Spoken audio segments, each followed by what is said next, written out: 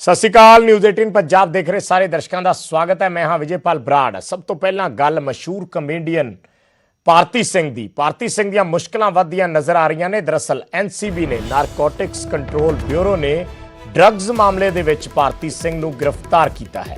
छापेमारी दौरान भारती सिंह दे घरों ड्रग्स बरामद हुई, जिस तो बाद एनसीबी ने भारती नूं हिरासत च लै लिया। भारती सिंह जिहड़ी एक टैलीविजन का चर्चित चेहरा है, टैलीविजन की मशहूर कमेडियन है, और उसनू गिरफ्तार किया है एनसीबी ने। प्रशांत पांडे साढ़े सहयोगी मुंबई तो जुड़े ने।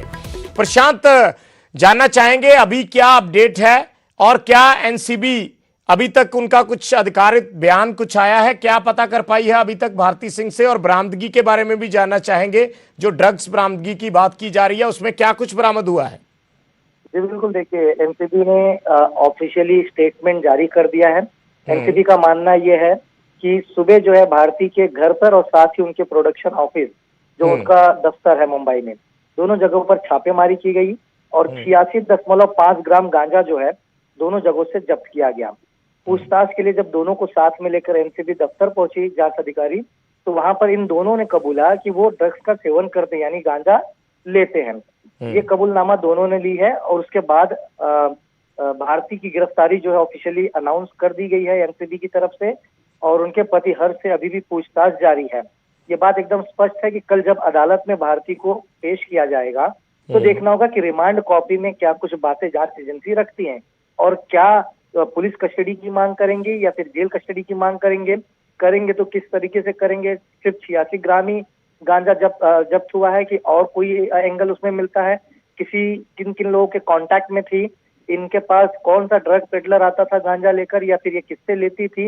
ये तमाम चीजें हैं जो कल रिमांड कॉपी में अदालत के सामने जांच अधिकारी रखेंगे, और जब अदालत में पेश करेंगे तो वहां पर स्पष्ट होगा कि किन चीजों को लेकर के ये गिरफ्तारी की गई है। कबूलनामा दोनों ने किया है कि गांजा लेते हैं, ये ऑफिशियल स्टेटमेंट एनसीबी की तरफ से जारी कर दिया गया है। तो क्या कुछ ये पता चल पाया कि कहां से ये लेते थे? कोई और भी इसमें इन्वॉल्व था? कौन सप्लाई करता था? कुछ ऐसा पता चला? देखिए, एनसीबी के अधिकारियों ने इस बात को कल ही स्पष्ट किया कि देर रात जो है एक ड्रग पेडलर को जो है मुंबई के अंदर इलाके से गिरफ्तार किया गया था, और जब उससे पूछताछ की गई तो उस व्यक्ति ने भारती का नाम बताया, जिसके बाद एनसीबी के अधिकारियों ने पूरी प्लानिंग करके आज सवेरे उनके घर और उनके दफ्तर में छापेमारी की, और जिस तरह से उन्होंने ऑफिशियली डिक्लेयर किया है 86.5 ग्राम गांजा जो है जब्त कर लिया गया है। दोनों ने एक्सेप्ट कर लिया कि उसका सेवन करते हैं। अब इनके पति से जो पूछताछ की प्रक्रिया है वो जारी है। देखना होगा कि उन्हें लेकर के गिरफ्तारी की बात सामने आती है या फिर उन्हें छोड़ दिया जाएगा। ये जांच एजेंसियों के ऊपर डिपेंड है, लेकिन एक बात स्पष्ट हो गई है कि भारती की गिरफ्तारी हो चुकी है, कल उन्हें अदालत में पेश किया जाएगा। ठीक है, बहुत बहुत धन्यवाद प्रशांत इस पूरी जानकारी दे लई। तां 86 ग्राम जिहड़ा है गांजा भारती दे घरों बरामद होया, जिस तो बाद एनसीबी ने हिरासत च ले लिया, गिरफ्तारी पाई। कल कोर्ट दे विच पेश किया जाएगा। एक ड्रग पैडलर दे खुलासे तो बाद ये रेड नारकोटिक्स कंट्रोल ब्यूरो वालों की गई सी।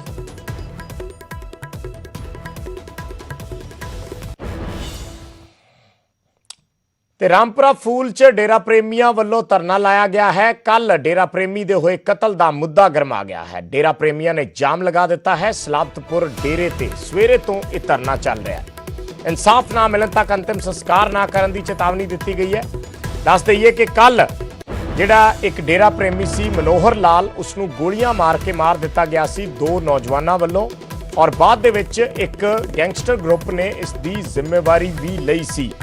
उन्हां वालों कहा गया सी कि बेअदबी के मामलों के चलते असी ये अटैक किया है। एक फेसबुक पोस्ट के जरिए यह दावा किया गया सी। डेरा प्रेमी गुस्से च ने। उन्हां वालों इस मृतक शरीर नूं रख के धरना प्रदर्शन किया जा रहा, और उन्हां दा कहना है कि इंसाफ ना मिलन तक वो अंतिम संस्कार नहीं करेंगे। सलाबतपुरा डेरा जिहड़ा पंजाब दे विच डेरा सिरसा दा सब तो वड्डा डेरा मन्निया जाता है। डेरा सिरसा तो बाद सलाबतपुरा डेरा है जिहड़ा इस इलाके दे विच दूसरा सब तो वड्डा डेरा, और पंजाब दे विच पहला सब तो वड्डा डेरा है। उत्थे सारे जिहड़े डेरे दे श्रद्धालु ने, डेरे दे प्रेमी ने, उन्हां वल्लों लाश रख के इंसाफ ना मिलन तक की चेतावनी दी गई है कि जदों तक इंसाफ नहीं मिलता उदों तक अंतिम संस्कार नहीं किया जाएगा। कतल नूं लैके जी फैसला यही लिया गया।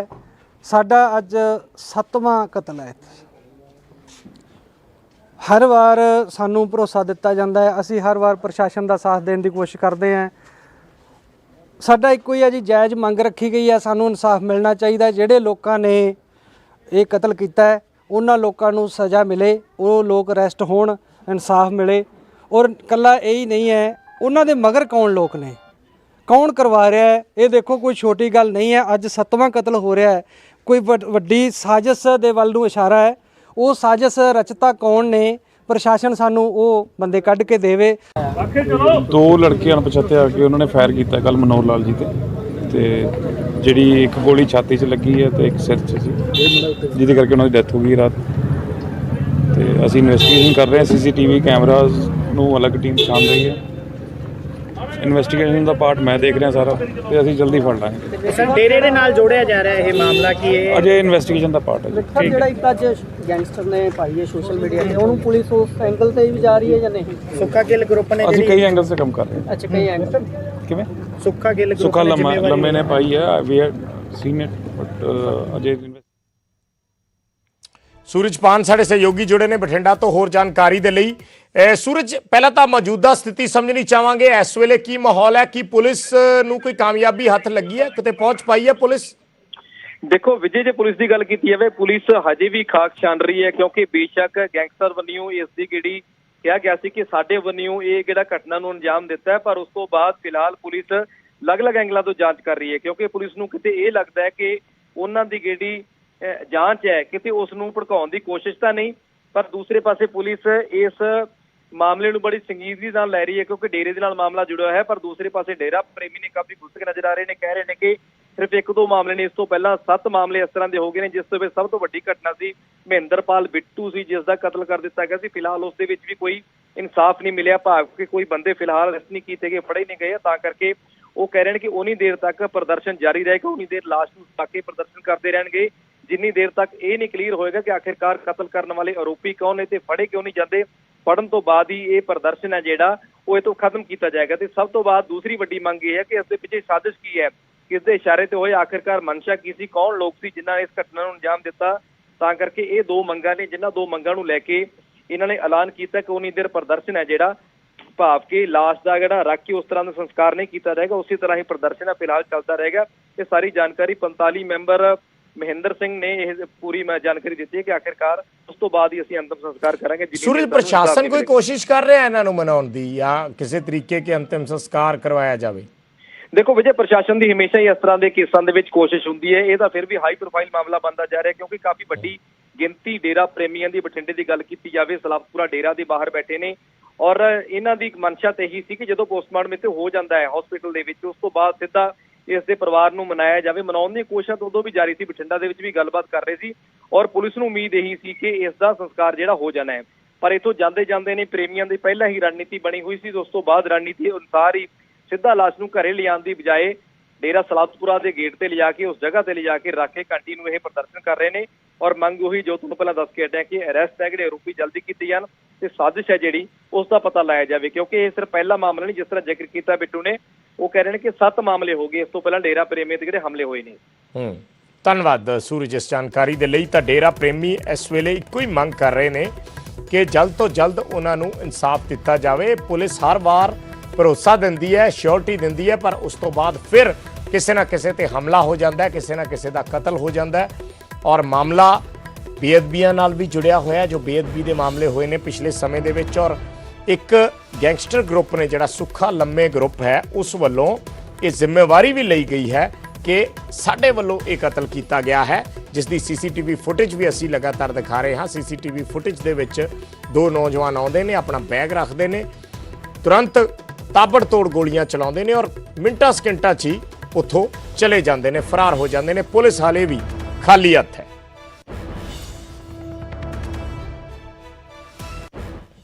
ਤੁਹਾਨੂੰ ਵਿਸਤਾਰ ਨਾਲ ਅਸੀਂ ਇਹ ਪੂਰਾ ਮਾਮਲਾ ਸਮਝਾਉਣੇ ਆ ਕਿ ਕਤਲ ਦੀ ਇਸ ਵਾਰਦਾਤ ਨੂੰ ਕਿਵੇਂ ਅੰਜਾਮ ਦਿੱਤਾ ਗਿਆ ਔਰ ਇਸ ਦੇ ਪਿੱਛੇ ਵਜ੍ਹਾ ਕੀ ਸਮਝੀ ਜਾ ਰਹੀ ਹੈ, ਇਸ ਰਿਪੋਰਟ 'ਚ ਦਿਖਾਉਣੇ ਆ।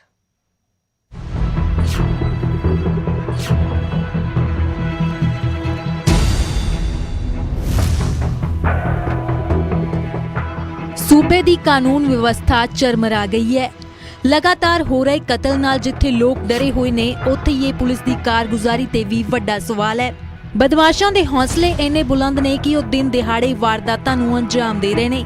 ਨਾ ਕਾਨੂੰਨ ਦੇ ਲੰਮੇ ਹੱਥਾਂ ਦਾ ਡਰ ਹੈ ਤੇ ਨਾ ਹੀ ਖਾਕੀ ਦਾ ਖੌਫ। ਮਾਮਲਾ ਭਗਤਾ ਪਾਈਕਾ ਦਾ ਹੈ, ਜਿੱਥੇ ਸ਼ਰੇਆਮ ਗੁੰਡਾਗਰਦੀ ਦਾ ਨਾਚ ਖੇਡਿਆ ਗਿਆ ਤੇ ਬੇਅਦਬੀ ਕੇਸ ਦੇ ਮੁਲਜ਼ਮ ਦੇ ਪਿਤਾ ਦਾ ਗੋਲੀਆਂ ਮਾਰ ਕੇ ਕਤਲ ਕਰ ਦਿੱਤਾ ਗਿਆ। ਖੌਫਨਾਕ ਇਹ ਪੂਰੀ ਵਾਰਦਾਤ ਸੀਸੀਟੀਵੀ 'ਚ ਕੈਦ ਹੋ ਗਈ ਹੈ, ਜਿਸ 'ਚ ਸਾਫ਼ ਨਜ਼ਰ ਆ ਰਿਹਾ ਹੈ ਕਿ ਦੋ ਹਮਲਾਵਰ ਦੁਕਾਨ 'ਚ ਦਾਖਲ ਹੁੰਦੇ ਨੇ। ਅੰਦਰ ਨੂੰ ਮੋਬਾਈਲ ਦਿੰਦੇ ਨੇ ਤੇ ਇੱਕ ਹਮਲਾਵਰ ਬੈਗ 'ਚ 2 ਪਿਸਤੌਲਾਂ ਕੱਢਦਾ ਹੈ ਤੇ ਫਿਰ ਤਾਬੜਤੋੜ ਫਾਇਰਿੰਗ ਕਰਦਾ ਹੈ। ਦੋਵੇਂ ਹਮਲਾਵਰ ਕੁਝ ਹੀ ਸਕਿੰਟਾਂ 'ਚ ਕਈ ਫਾਇਰ ਕਰਦੇ ਨੇ, ਜਿਨ੍ਹਾਂ 'ਚ 2 ਗੋਲੀਆਂ ਦੁਕਾਨਦਾਰ ਨੂੰ ਲੱਗਦੀਆਂ ਨੇ, ਜਿਸ ਕਾਰਨ ਉਸ ਦੀ ਮੌਤ ਹੋ ਜਾਂਦੀ ਹੈ।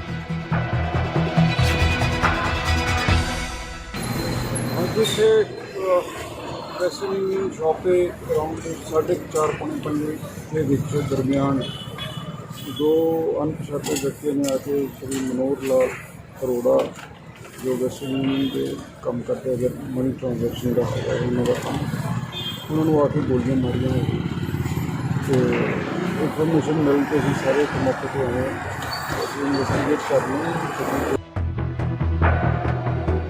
ਉਧਰ ਇਸ ਹਮਲੇ ਦੀ ਜ਼ਿੰਮੇਵਾਰੀ ਸੁੱਖਾ ਲੰਬਾ ਗੈਂਗ ਨੇ ਲਈ ਹੈ। ਗੈਂਗਸਟਰਾਂ ਨੇ ਕਤਲ ਦਾ ਕਬੂਲਨਾਮਾ ਕੀਤਾ ਹੈ ਤੇ ਸੋਸ਼ਲ ਮੀਡੀਆ ਤੇ ਇੱਕ ਆਡੀਓ ਵੀ ਵਾਇਰਲ ਕੀਤੀ ਹੈ, ਜਿਸ 'ਚ ਇਸ ਹਮਲੇ ਦੀ ਜ਼ਿੰਮੇਵਾਰੀ ਲਈ ਗਈ। ਆਓ ਸੁਣਾਉਂਦੇ ਹਾਂ ਤੁਹਾਨੂੰ ਆਡੀਓ।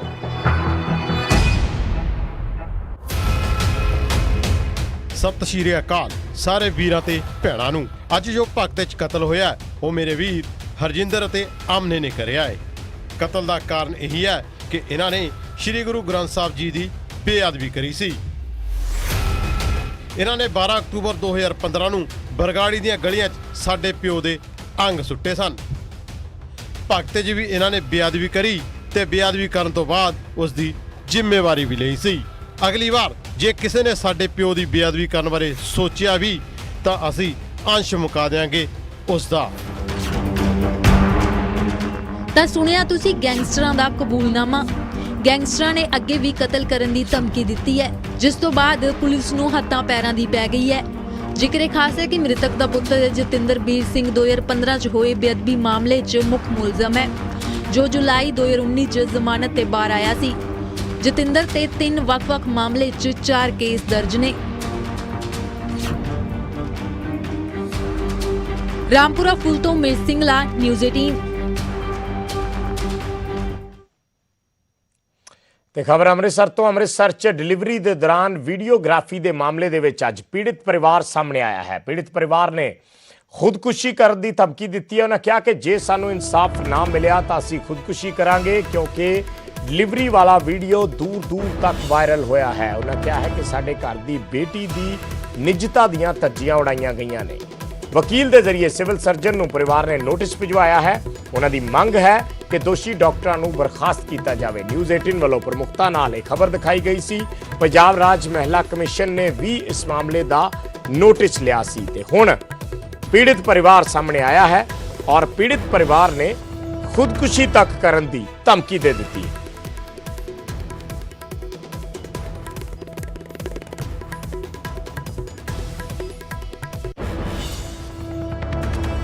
ਸਾਡੇ ਸਹਿਯੋਗੀ ਅਮਿਤ ਸ਼ਰਮਾ ਲਾਈਵ ਜੁੜੇ ਨੇ ਸਾਡੇ ਨਾਲ ਹੋਰ ਗੱਲਬਾਤ ਕਰਨ ਦੇ ਲਈ। ਅਮਿਤ, ਪੀੜਿਤ ਪਰਿਵਾਰ ਸਾਹਮਣੇ ਆਇਆ ਹੈ ਕਿ ਡਾਕਟਰਾਂ ਵੱਲੋਂ ਕਿਸੇ ਤਰੀਕੇ ਦਾ ਕੋਈ ਪੱਖ ਨਹੀਂ ਆਇਆ, ਕਿ ਉਹ ਕੋਈ ਆਪਣਾ ਸਪਸ਼ਟੀਕਰਨ ਨਹੀਂ ਦੇ ਰਹੇ, ਜਾਂ ਹੋਰ ਜਿਹੜੇ ਉੱਚ ਪ੍ਰਸ਼ਾਸਨਿਕ ਅਧਿਕਾਰੀ ਹੈ ਕਿ ਉਹ ਨਹੀਂ ਸਾਹਮਣੇ ਆ ਕੇ ਕੁਝ ਕਹਿ ਰਹੇ ਕਿ ਕਿਉਂ ਉਹਨਾਂ ਵੱਲੋਂ ਇਹ ਵੀਡੀਓ ਬਣਾਇਆ ਗਿਆ, ਜਾਂ ਹੁਣ ਜੇ ਬਣਾਇਆ ਗਿਆ ਸੀ ਜਾਂ ਡਾਕਟਰਾਂ ਨੇ ਇਹ ਜਿਹੜੀ ਗਲਤੀ ਕੀਤੀ ਹੈ, ਕੋਤਾਹੀ ਕੀਤੀ ਹੈ, ਹੁਣ ਉਹਨਾਂ ਦੇ ਖਿਲਾਫ ਇਹ ਕਿਸ ਤਰੀਕੇ ਦੀ ਕਾਰਵਾਈ ਕਰਨ ਜਾ ਰਹੇ ਨੇ? ਕੁਝ ਪ੍ਰਸ਼ਾਸਨ ਵੱਲੋਂ ਇਸ ਤਰੀਕੇ ਦਾ ਕੋਈ ਭਰੋਸਾ, ਕੋਈ ਬਿਆਨ? ਜੀ ਵਿਜੇ, ਬਿਲਕੁਲ ਇੱਕ ਵਕੀਲ ਦੇ ਥਰੂ ਅੱਜ ਪੀੜਿਤ ਪਰਿਵਾਰ ਨੇ ਕਮਿਸ਼ਨਰ ਕੋਲ ਚਿੱਠੀ ਜ਼ਰੂਰ ਦਿੱਤੀ ਹੈ, ਇਸ ਮਾਮਲੇ 'ਚ ਕਾਰਵਾਈ ਕਰਨ ਦੀ ਮੰਗ ਕੀਤੀ ਹੈ। ਤੇ ਨਾਲ ਹੀ ਸਭ ਤੋਂ ਵੱਡੀ ਗੱਲ ਕਿ ਅੰਮ੍ਰਿਤਸਰ ਸਿਹਤ ਸੇਵਾਵਾਂ ਦਾ ਜਿਹੜਾ ਮੁਖੀ ਹੈ, ਸਿਵਲ ਸਰਜਨ ਵੱਲੋਂ ਵੀਡੀਓਗ੍ਰਾਫੀ ਕੀਤੀ ਗਈ ਹੈ ਅਤੇ ਇੱਕ ਕਮੇਟੀ ਵੀ ਬਣਾਈ ਗਈ ਜਿਹੜੀ ਆਪਣੇ ਜੂਨੀਅਰ ਡਾਕਟਰਾਂ ਦੀ। ਵਕੀਲ ਸਾਡੇ ਨਾਲ ਮੌਜੂਦ ਹੈ ਜਿਨ੍ਹਾਂ ਨੇ ਇਸ ਮੁੱਦੇ ਨੂੰ ਅੱਗੇ ਤੱਕ ਲੈ ਕੇ ਗਏ। ਜਾਣਨ ਦੀ ਕੋਸ਼ਿਸ਼ ਕਰਾਂਗੇ ਕਿ ਇਸ ਕੇਸ ਦੇ ਵਿੱਚ ਅੱਗੇ ਕੀ ਪੈਰਵਾਈ ਹੋ ਸਕਦੀ ਹੈ। ਵਕੀਲ ਸਾਹਿਬ, ਕੀ ਅੱਗੇ ਪੈਰਵਾਈ ਹੋ ਸਕਦੀ ਹੈ? ਕੀ ਵੀਡੀਓ ਬਣਾਉਣਾ, ਵੀਡੀਓਗ੍ਰਾਫੀ ਕਰਨਾ ਇੱਕ ਡਿਲੀਵਰੀ ਦੇ ਸਮੇਂ ਕੀ ਜਾਇਜ਼ ਹੈ? ਇਹ ਬਿਲਕੁਲ ਗਲਤ ਹੈ, ਇਹ ਵਾਇਲੇਸ਼ਨ ਆਫ ਲਾਅ ਹੈ। ਔਰ ਇਹਨਾਂ ਨੇ ਜਿਹੜਾ IT act the section 66E the violation ਕੀਤੀ ਹੈ, ਇਹ ਬਹੁਤ ਹੀ ਗਲਤ ਹੈ। ਦੇਖੋ ਸ਼ੁਰੂ ਤੋਂ ਹੀ ਜਦੋਂ ਤੋਂ ਦੁਨੀਆ ਸ਼ੁਰੂ ਹੋਈ ਹੈ, ਜਿਹੜਾ ਜਨੇਪਾ ਹੈ ਇੱਕ ਔਰਤ ਦਾ, ਉਹ ਇੱਕ ਪਰਦੇ ਦਾ ਵਿਸ਼ਾ ਰਿਹਾ ਹੈ। ਔਰ ਇਹਨਾਂ ਨੇ ਬੇਸ਼ਰਮੀ ਦੀ ਹੱਦ ਪਾਰ ਕਰਕੇ, ਸਿਵਲ ਸਰਜਨ ਸਾਹਿਬ ਔਰ ਉਹਨਾਂ ਦੀ ਟੀਮ ਨੇ ਬੇਸ਼ਰਮੀ ਦੀ ਹੱਦ ਪਾਰ ਕਰਕੇ ਉਸ ਨੂੰ ਵੀਡੀਓਗ੍ਰਾਫੀ ਕੀਤੀ ਉਸ ਜਨੇਪੇ ਦੀ, ਔਰ ਉਹਨੂੰ ਵਾਇਰਲ ਕਰ ਦਿੱਤਾ। ਦੇਖੋ ਕਿੰਨੀ ਬੇਸ਼ਰਮੀ ਦੀ ਗੱਲ ਹੈ, ਉਹਨੂੰ ਵਾਇਰਲ ਕਰ ਦਿੱਤਾ ਔਰ ਕੋਈ ਮਾਫੀ ਨਹੀਂ, ਕੋਈ ਕਿਸੇ ਤਰ੍ਹਾਂ ਦਾ ਕੋਈ ਵੀ ਇਹਨਾਂ ਨੂੰ ਅਫਸੋਸ ਨਹੀਂ ਹੈ ਕਿ ਅਸੀਂ ਇਹ ਕਰਤੂਤ ਕੀਤੀ ਹੈ। ਸੋ ਪੀੜਿਤ ਪਰਿਵਾਰ ਜਿਹੜਾ ਹੈ, ਉਹ ਮੇਰੇ ਕੋਲ ਇੱਕ ਬलिदान ਸੇਵਾ ਸੁਸਾਇਟੀ ਹੈ NGO, ਉਹਦੇ ਦੇ ਥਰੂ ਮੇਰੇ ਕੋਲ ਉਹਨਾਂ ਨੇ ਅਪਰੋਚ ਕੀਤੀ ਹੈ ਔਰ ਮੈਂ ਡੈਫੀਨੇਟਲੀ ਇਸ ਦੇ ਖਿਲਾਫ ਐਕਸ਼ਨ ਲਵਾਂਗਾ, ਲੀਗਲ ਐਕਸ਼ਨ। ਮੇਰੀ ਟੀਮ ਔਰ ਮੈਂ I am ready to take legal action against the guilty officials, doctors, ਕਿਉਂਕਿ ਇਹ ਇੱਕ ਜਿਹੜਾ ਕਰਤੂਤ ਕੀਤੀ ਹੈ, ਇਹ ਇਹਨਾਂ ਨੂੰ ਐਗਜ਼ੈਂਪਲਰੀ ਜਿਹੜਾ ਐਕਸ਼ਨ ਲੈਣਾ ਸਾਡਾ ਬਣਦਾ ਹੈ। ਇਸ ਦੇ ਉੱਪਰ ਕੀ ਕਾਰਵਾਈ ਹੋ ਸਕਦੀ ਹੈ ਸਿਵਲ ਸਰਜਨ ਦੇ ਉੱਪਰ ਜਾਂ ਉਹਨਾਂ ਦੀ ਟੀਮ ਹੈ ਜਿਹੜੀ ਕਿ ਇੱਕ ਉਹਨਾਂ ਨੇ ਵੀਡੀਓਗ੍ਰਾਫੀ ਕੀਤੀ ਹੈ ਤੇ ਉਸ ਤੋਂ ਬਾਅਦ ਇੱਕ ਜਿਹੜੀ ਟੀਮ ਬਣਾਈ ਗਈ ਹੈ, ਕਮੇਟੀ ਬਣਾਈ ਗਈ, ਆਪਣੀ ਜੂਨੀਅਰ ਡਾਕਟਰ ਦੀ ਬਣਾਈ ਗਈ, ਕੀ ਜੂਨੀਅਰ ਡਾਕਟਰ ਸੀਨੀਅਰ ਡਾਕਟਰ ਤੇ ਕਾਰਵਾਈ ਕਰ ਸਕਦੇ? ਇਹ ਤਾਂ ਕ੍ਰਿਟੀਕਲਸ ਅਬਸਰਡ ਇੱਕ ਐਕਸ਼ਨ ਹੈ। ਦੇਖੋ ਕੋਈ ਵੀ ਜੂਨੀਅਰ ਆਪਣੇ ਸੀਨੀਅਰ ਦੇ ਖਿਲਾਫ ਐਕਸ਼ਨ ਕਿਸ ਤਰ੍ਹਾਂ ਲੈ ਸਕਦਾ ਹੈ? ਮੈਂ ਜੋ ਵੀ IT ਐਕਟ ਦੇ ਤਹਿਤ ਜੋ ਵੀ ਕਾਨੂੰਨ ਦੀ ਧਾਰਾ ਹੈਗੀ ਹੈ, ਮੈਂ ਉਹਦੇ ਖਿਲਾਫ ਉਹਦੇ ਤਹਿਤ ਇਹਨਾਂ ਦੇ ਖਿਲਾਫ FIR ਦਰਜ ਕਰਾਊਂਗਾ ਔਰ ਮੈਂ ਇਸ ਦੇ ਮੁਤਾਲਕ ਮੈਂ ਸਿਵਲ ਸਰਜਨ ਦੇ ਖਿਲਾਫ CM Punjab, health minister Punjab ਔਰ woman commission of India and woman commission of Punjab and as high court ਜਿਹੜਾ ਪੀੜਿਤ ਪਰਿਵਾਰ ਕਾਰਵਾਈ ਮੰਗ ਰਿਹਾ ਹੈ ਜਾਂ ਇਨਸਾਫ ਦੀ ਗੱਲ ਕਰ ਰਿਹਾ ਹੈ, ਕਿਸ ਤਰੀਕੇ ਦੀ ਕਾਰਵਾਈ ਜਾਂ ਕਿਸ ਤਰੀਕੇ ਦਾ ਇਨਸਾਫ ਮੰਗ ਰਹੇ ਨੇ? ਮੈਂ ਜਲਦੀ ਹੀ ਥੋੜਾ ਸਪਸ਼ਟ ਕਰੋ। ਬਹੁਤ ਸਟਰੋਂਗ ਐਕਸ਼ਨ। ਜੀ ਬਿਲਕੁਲ, ਜਿਹੜਾ ਪੀੜਿਤ ਪਰਿਵਾਰ ਇਨਸਾਫ ਦੀ ਮੰਗ ਕਰ ਰਿਹਾ, ਕੀ ਇਨਸਾਫ ਦੀ ਮੰਗ ਕਰ ਰਿਹਾ? ਕਿਉਂਕਿ ਪੀੜਿਤ ਪਰਿਵਾਰ ਕੋ ਵੀਡੀਓਗ੍ਰਾਫੀ ਕਰਨ ਲੱਗਿਆ ਪੁੱਛਿਆ ਨਹੀਂ ਗਿਆ ਸੀ, ਹੁਣ ਕੀ ਇਨਸਾਫ ਦੀ ਮੰਗ ਕਰ ਰਹੇ ਹਨ ਕਿਉਂਕਿ ਉਹਨਾਂ ਨੇ ਆਤਮਦਾਹ ਦੀ ਵੀ ਧਮਕੀ ਦਿੱਤੀ? ਬਿਲਕੁਲ ਐਬਸੋਲੂਟਲੀ, ਕੋਈ ਕਿਸੇ ਤਰ੍ਹਾਂ ਦੀ ਉਹਨਾਂ ਕੋਲ ਕੰਸੈਂਟ ਨਹੀਂ ਲਿਆ ਗਿਆ ਔਰ ਕੰਸੈਂਟ ਇਸ ਚੀਜ਼ ਦਾ, ਵੀਡੀਓਗ੍ਰਾਫੀ ਦਾ ਕੰਸੈਂਟ ਹੋ ਹੀ ਨਹੀਂ ਸਕਦਾ ਕਿ ਉਹਦੀ ਡਿਲੀਵਰੀ ਹੋ ਰਹੀ ਹੈ ਔਰ ਉਹ ਕੰਸੈਂਟ ਦੇ ਹੀ ਨਹੀਂ ਸਕਦੇ। ਇਹ ਤਾਂ ਵਾਇਲੇਸ਼ਨ ਆਫ ਲਾਅ ਹੈ। ਔਰ ਪੀੜਿਤ ਪਰਿਵਾਰ ਅੱਜ ਮੇਰੇ ਕੋਲ ਆਇਆ ਸੀ ਔਰ ਉਹਦੇ ਫਾਦਰ ਇਨ ਲਾਅ ਨੇ ਇੱਕ ਬੜੀ ਵੱਡੀ ਗੱਲ ਕੀਤੀ ਹੈ ਕਿ ਜੇ ਵਿਦਿਨ 7 ਡੇਜ਼ ਗਵਰਨਮੈਂਟ ਸਰਕਾਰ ਪ੍ਰਸ਼ਾਸਨ ਨੇ ਇਹਨਾਂ ਦੇ ਖਿਲਾਫ ਪਰਚਾ ਦਰਜ ਨਹੀਂ ਕੀਤਾ, ਪੁਲਿਸ ਪ੍ਰਸ਼ਾਸਨ ਨੇ ਪਰਚਾ ਦਰਜ ਨਹੀਂ ਕੀਤਾ, ਤੇ ਉਹ ਭੰਡਾਰੀ ਪੁਲ ਤੇ ਧਰਨਾ ਦੇਣਗੇ ਔਰ ਉਹ ਆਤਮਦਾਹ ਦੀ ਧਮਕੀ ਵੀ ਉਹਨਾਂ ਦਿੱਤੀ ਹੈ ਕਿ ਮੈਂ ਪਰਿਵਾਰ ਸਮੇਤ ਆਤਮਦਾਹ ਕਰੂੰਗਾ ਕਿਉਂਕਿ ਉਹਨਾਂ ਦੀ ਬਹੁਤ ਜ਼ਿਆਦਾ ਇਨਸਲਟ ਹੋ ਗਈ। ਹਰ ਇਨਸਾਨ ਸ਼ਹਿਰ ਦਾ ਉਹਨਾਂ ਨੂੰ ਪੁੱਛ ਰਿਹਾ ਕਿ ਤੁਹਾਡੀ ਬੇਟੀ ਦੀ ਡਿਲੀਵਰੀ ਹੋ ਗਈ, ਤੁਹਾਡੀ ਡਾਟਰ ਦੀ ਡਿਲੀਵਰੀ ਹੋ ਗਈ, ਇਹ ਇਸ ਤਰ੍ਹਾਂ ਦੀ ਨਮੋਸ਼ੀ ਦਾ। ਔਰ ਉਹ ਰੋ ਰਿਹਾ ਸੀ ਮੇਰੇ ਕੋਲ ਜਦੋਂ ਆਏ, ਉਹਨਾਂ ਦੀ ਇੰਨੀ ਕੁ ਇਨਸਲਟ ਹੋ ਗਈ ਇਸ ਕਰਤੂਤ ਦੇ ਨਾਲ ਸਿਵਲ ਸਰਜਨ ਦੀ ਕਿ ਇਹ ਦੱਸਣ ਦੇ ਯੋਗ ਨਹੀਂ ਹੈ ਔਰ ਇਹ ਸਿਵਲ ਸਰਜਨ ਮਾਫੀ ਦੇ ਯੋਗ ਨਹੀਂ ਹੈ ਜੋ ਵੀ ਉਹਨਾਂ ਨੇ ਕ੍ਰਿਤ ਕੀਤਾ। ਔਰ ਮੈਂ ਤੁਹਾਨੂੰ ਦੱਸਣਾ ਚਾਹਾਂਗਾ, ਇਹਨਾਂ ਦੀ ਇੱਕ ਡਾਕਟਰ ਹੈ, ਡਾਕਟਰ ਮੀਨਾਕਸ਼ੀ, ਜੋ ਉਸ ਟੀਮ ਦਾ ਹਿੱਸਾ ਸੀ, ਉਹਨੇ ਜੋ ਚਰਨਦਾਸ ਹੈ ਉਹਦਾ ਫਾਦਰ ਇਨ ਲਾਅ, ਉਸ ਬੇਟੀ ਦਾ, ਲੜਕੀ ਦਾ, ਉਹਨੂੰ ਧਮਕੀ ਦਿੱਤੀ, ਕਹਿੰਦੀ ਤੁਹਾਨੂੰ ਅਗਰ ਤੁਸੀਂ ਆਪਣੀ ਕੰਪਲੇਂਟਸ ਵਾਪਸ ਨਾ ਲਈਆਂ ਤਾਂ ਤੁਹਾਨੂੰ ਦੇਖ ਲਿਆ ਜਾਵੇਗਾ। ਸੋ ਦਿਸ kind of stupidity they are doing in spite of that this fact that they are guilty। ਤਾਂ ਇਹ ਵਕੀਲ ਨੇ ਉਸ ਪੀੜਿਤ ਪਰਿਵਾਰ ਦੇ ਜਿਹੜੇ ਜਾਣਕਾਰੀ ਦੇ ਰਹੇ ਨੇ ਕਿ ਕਾਨੂੰਨੀ ਕਾਰਵਾਈ ਕੀਤੀ ਜਾਵੇਗੀ। ਉਹ ਆਪਣੇ ਵੱਲੋਂ ਜਿਹੜੀਆਂ ਲੀਗਲ ਰੈਮੇਡੀਜ਼ ਨੇ ਉਸ ਤੇ ਵਰਕ ਕਰ ਰਹੇ ਨੇ, ਕੰਮ ਕਰ ਰਹੇ ਨੇ ਔਰ ਮੰਗ ਕੀਤੀ ਜਾ ਰਹੀ ਹੈ ਕਿ ਸਖਤ ਕਾਰਵਾਈ ਕੀਤੀ ਜਾਵੇ ਸਿਵਲ ਸਰਜਨ ਦੇ ਖਿਲਾਫ ਔਰ ਬਾਕੀ ਡਾਕਟਰਾਂ ਦੀ ਟੀਮ ਦੇ ਖਿਲਾਫ ਜਿਨ੍ਹਾਂ ਨੇ ਬਿਨਾਂ ਪਰਿਵਾਰ ਦੀ ਸਹਿਮਤੀ, ਬਿਨਾਂ ਪੇਸ਼ੈਂਟ ਦੀ ਕੰਸੈਂਟ, ਬਿਨਾਂ ਪਰਿਵਾਰ ਦੀ ਕੰਸੈਂਟ ਲਏ ਇੱਕ ਵੀਡੀਓ ਬਣਾਇਆ ਲਾਈਵ ਡਿਲੀਵਰੀ ਦਾ ਔਰ ਉਸ ਨੂੰ ਵਾਇਰਲ ਕਰ ਦਿੱਤਾ। एक छोटे कमर्शियल ब्रेक, जल्द वापस आने हैं।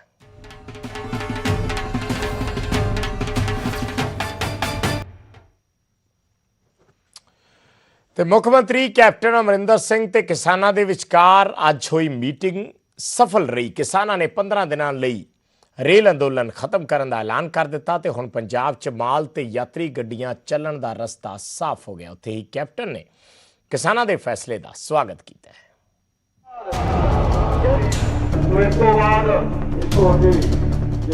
ਪੰਜਾਬ 'ਚ 2 ਮਹੀਨੇ ਤੋਂ ਸੁੰਨੇ ਪਏ ਟਰੈਕ ਇੱਕ ਵਾਰ ਫਿਰ ਗੁਲਜ਼ਾਰ ਹੋਣਗੇ ਕਿਉਂਕਿ ਕਿਸਾਨਾਂ ਨੇ ਆਖਿਰਕਾਰ ਆਪਣੇ ਵੱਲੋਂ ਟ੍ਰੇਨਾਂ ਨੂੰ ਹਰੀ ਝੰਡੀ ਦਿੱਤੀ ਹੈ।